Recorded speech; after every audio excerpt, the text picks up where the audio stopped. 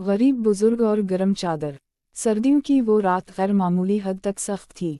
यख बसता हुआ तेज सैटियों की तरह गलियों में दौड़ रही थी, जैसे हर कमज़ोर वजूद को आजमाइश में डालना चाहती हो। शहर की रोशनियां मध्यम पड़ चुकी थीं, दुकानें बंद हो चुकी थीं और सड़कों पर वीरानी का राज था।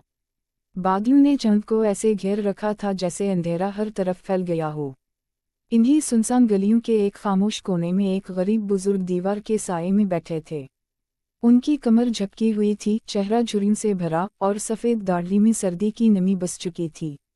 जिस्म पर जो कपड़े थे वो पुराने, फटे और सर्दी के आगे बेबस थे। हाथ मुसलसल कांप रहे थे और उंगलियां कभी सीने से लगतीं, कभी घुटनों पर रख दी जातीं। उनके पास एक बोसीदा सा थैला रखा था, जिसमें शायद उनकी पूरी कायनात समटी हुई थी। बुजुर्ग कभी आसमान की तरफ देखते, कभी ज़मीन पर नजरें जमा लेते। उनके लब हिल रहे थे और दिल से दुआ निकल रही थी। या अल्लाह, तू ही मेरा सहारा है, तू ही राज़िक है। इस सर्द रात में भी मुझे अपनी रहमत से महरूम ना करना। उसी गली से एक नौजवान तेज कदमों से गुजरा। इसके हाथ में एक नई और गर्म चादर थी जो उसने अभी बाजार से खरीदी थी। वो खुशहाल था, अच्छी नौकरी करता था, मगर उसके दिल में एक अजीब सी बेचैनी थी जो उसे हर वक्त घेरे रखती थी। जैसे ही इसकी नज़र सर्दी से ठिठुरते बुजुर्ग पर पड़ी, इसके कदम रुक गए। वो चंद लम्हे वहीं खड़ा रहा, बुजुर्ग को गौर से देखता रहा। नौजवान के दिल में ख्याल आया, मेरे पास घर है, हीटर है, कंबल हैं, और ये बुजुर्ग खले आसमान तले बैठे हैं। अगर मैं ये चादर दे दूं तो मुझे क्या कमी हो जाएगी? मगर फौरन नफ्स ने सरगोशी की, रात बहुत सर्द है, कहीं खुद मुझे इसकी ज़रूरत ना पड़ जाए। वो उसी कश्मकश में मुब्तला था कि अचानक उसे अपनी मां की बात याद आ गई। बेटा, सदका कभी माल कम नहीं करता, बल्कि अल्लाह की रहमत बढ़ा देता है। ये अल्फाज उसके दिल पर असर कर गए। इसने फैसला कर लिया। वो आगे बढ़ा, अदब से सलाम किया और खामोशी से वो गर्म चादर बुजुर्ग के कंधों पर डाल दी। बाबा जी, ये चादर रख लीजिए, रात बहुत सर्द है। बुजुर्ग ने चौंक कर ऊपर देखा। उनकी आंखों में हैरत, खुशी और शक्र एक साथ छलकने लगा।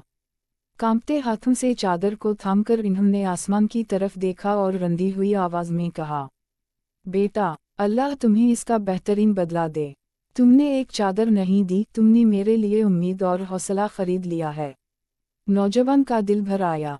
वो खामोशी से वहां से चला गया, मगर उसके कदम हल्के हो चुके थे, जैसे दिल पर रखा बोझ उतर गया हो। अगली सुबह नौजवान दफ्तर पहुंचा। इस दिन माहौल कुछ मुख्तलिफ था।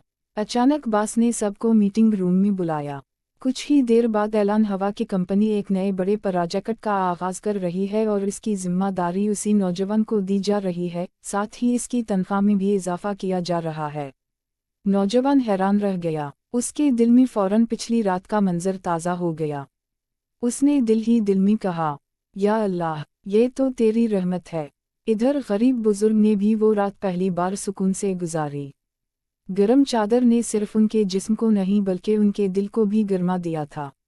सुबह होते ही एक फलाही इदारे के लोग इस गली में आए। किसी नेक दिल इंसान ने बुजुर्ग के बारे में इत्तला दे दी थी।